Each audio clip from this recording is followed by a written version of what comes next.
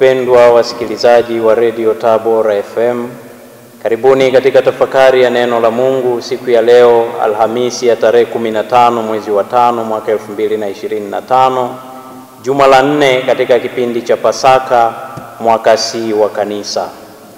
Somo la kwanza linatoka katika kitabu cha Matendo ya Mitume sura ya 13 aya ya 13 hadi ya 25.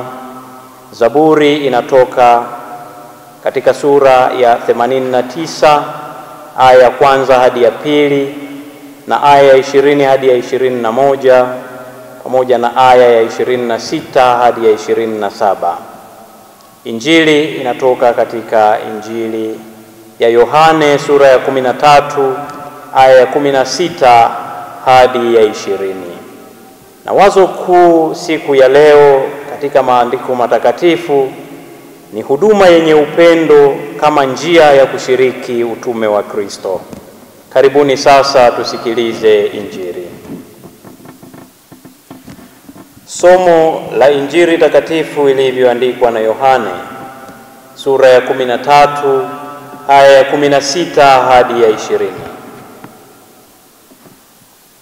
Yesu aliwaambia wanafunzi wake, "Amin, amin nawaambia ninyi, mtumwa si mkuu kuliko bwana wake, wala mtume si mkuu kuliko yeye aliyempeleka.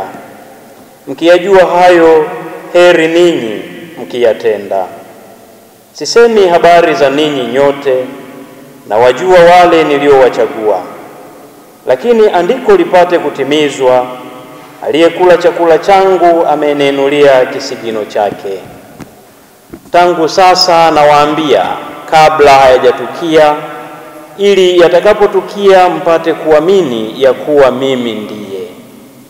Amin, amin nawaambieni, yeye ampokeaye mtu yeyote nimpelekaye anipokea mimi, naye anipokeaye mimi ampokea yeye aliyenipeleka." Neno la Bwana. Sifa kwako e Kristo. Wapendwa katika Kristo, katika Injili leo tunamuona Yesu akiwa kwenye karamu ya mwisho kabla ya mateso yake. Anaendelea kuwafundisha mitume wake juu ya moyo wa huduma. Anawaambia, mtumishi si mkuu kuliko bwana wake. Kisha anaendelea kusema, yeye anayewapokea ninyi anipokea mimi. Wapendwa, Yesu aliyesema haya baada ya kuwaosha miguu wanafunzi wake, anaweka mfano wa huduma ya upendo na unyenyekevu kama njia ya kweli ya kuwa wanafunzi wake. Ndugu zangu wapendwa, sehemu hii ya Injili takatifu ya Yohane tuliyoitangaza leo inamdhihirisha Yesu kama mwalimu na mtumishi.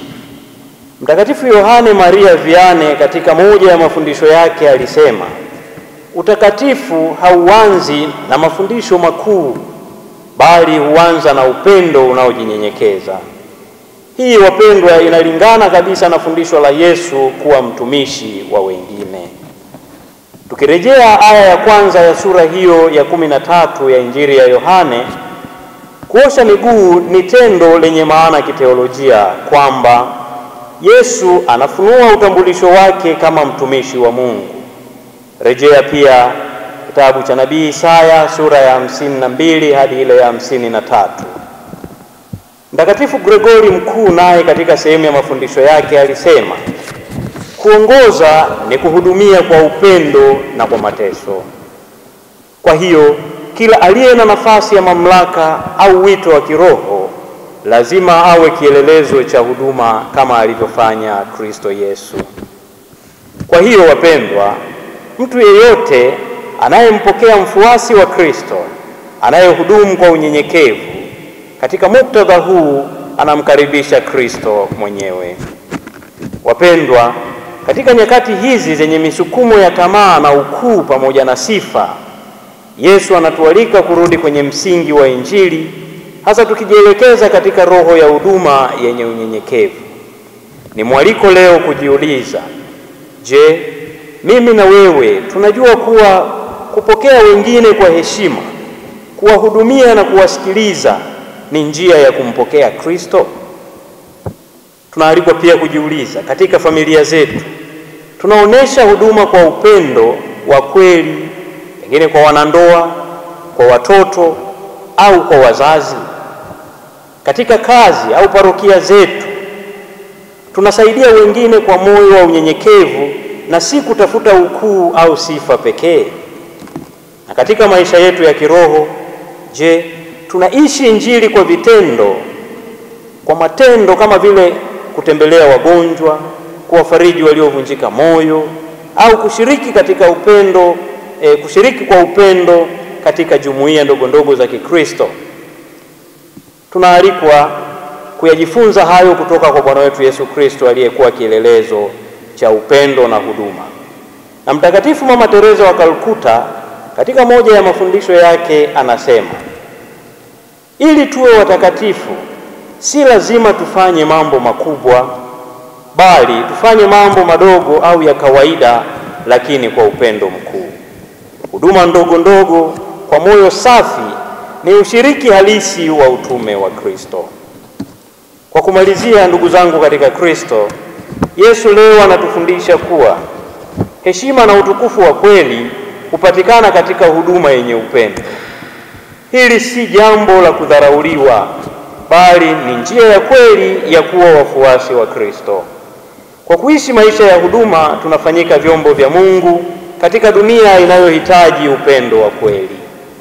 Tunaitwa leo kuchukua muda wetu kutumikiana kwa upendo wa kweli bila kutarajia chochote hapa duniani, tukitazamia uzima wa milele.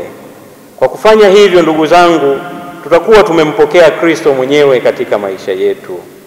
Tumuombe Bwana wetu Yesu Kristo leo, aliyetuonyesha mfano wa huduma ya upendo, atusaidie kuwa wanyenyekevu na wenye moyo wa huduma. Atujalie tuwe vyombo vya umoja, upendo na huruma katika familia zetu, jamii zetu na kanisa lake. Amina. Tafakari hii imeletwa kwenu na mimi Frateli Benjamin Emmanuel Chalia kutoka Jimbo Kuu Katoliki la Tabora, ninayesoma masomo ya teolojia mwaka wa 3 katika seminari kuu ya Mtakatifu Paulo Mtume Kipalapala.